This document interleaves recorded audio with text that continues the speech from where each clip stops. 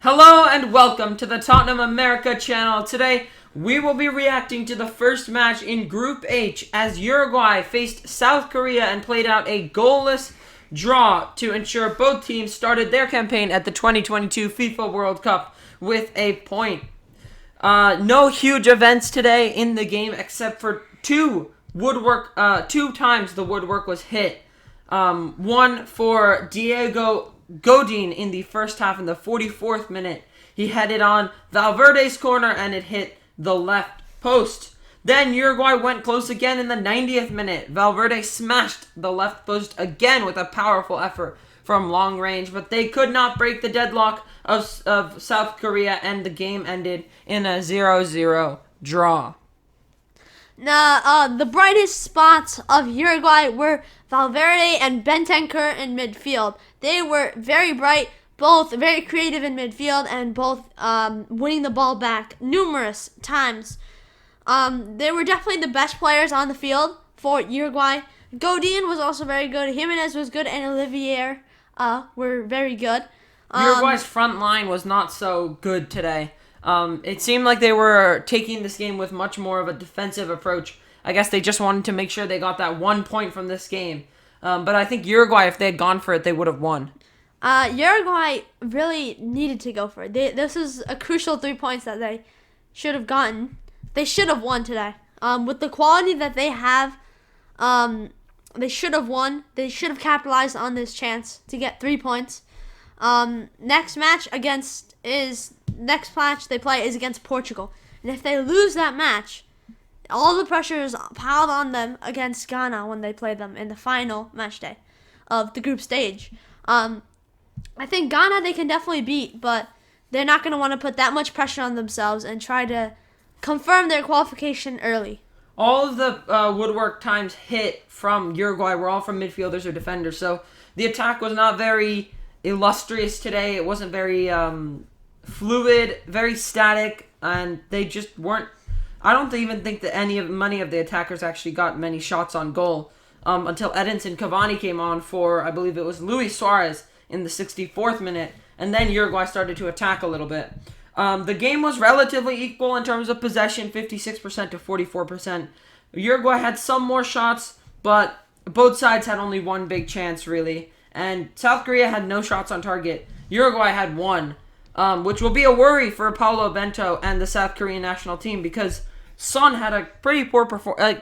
He wasn't that bad, but I think South Korea would have hoped for more out of him. As a whole, I don't think South Korea as a whole, their defense did very well to hold on to that 1 point and steal it away from Uruguay. Kim Min-jae is good.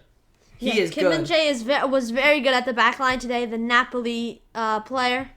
I wish we had capitalized on our chance when we could have signed him from that Chinese club he was playing for. Which one? He was signed. Beijing Guan. We looked at him when he was at Beijing Guan, and we didn't capitalize on it. He went to Fenerbahce, got a good performance there, and now he's at Napoli and shocking the world with his defensive. So South Korea really benefited from his addition in defense, but they were all around pretty good defensively, held Uruguay out. And from South Korea's point of view, I think this is a good result. A good result for them to just carve out the 1 point from this fixture.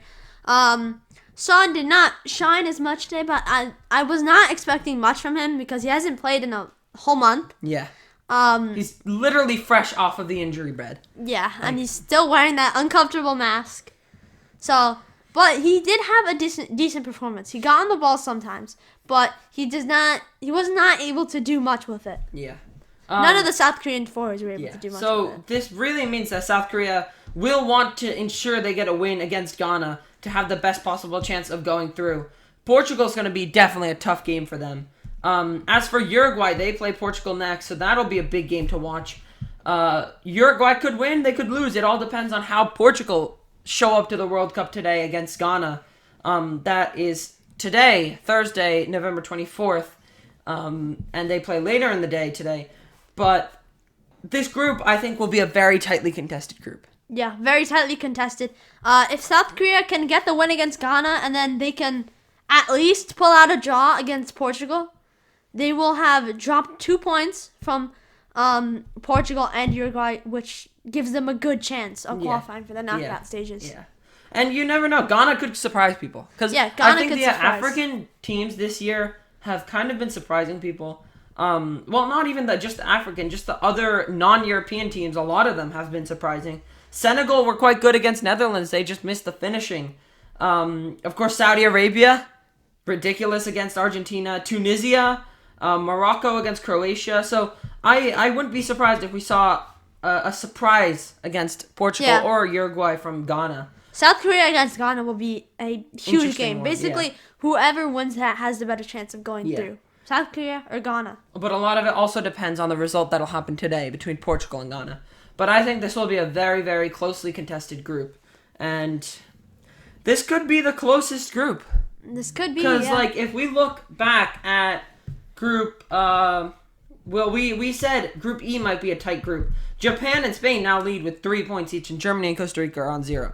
There's a 3-point gap already between the two teams, the 4 teams. So I don't know. We could have a different. If Portugal and Ghana draw, everyone's on 1 point. Yeah, double terms. Exactly. So you never know with the World Cup. But that is it for our reactions to Uruguay's goalless draw with South Korea. If you enjoyed, make sure you smash the subscribe button. Want to see more FIFA World Cup content from us? Please make sure to like the video and comment down below what your reactions were to this match between Uruguay and South Korea in Group H. And until next time, come on, you Spurs!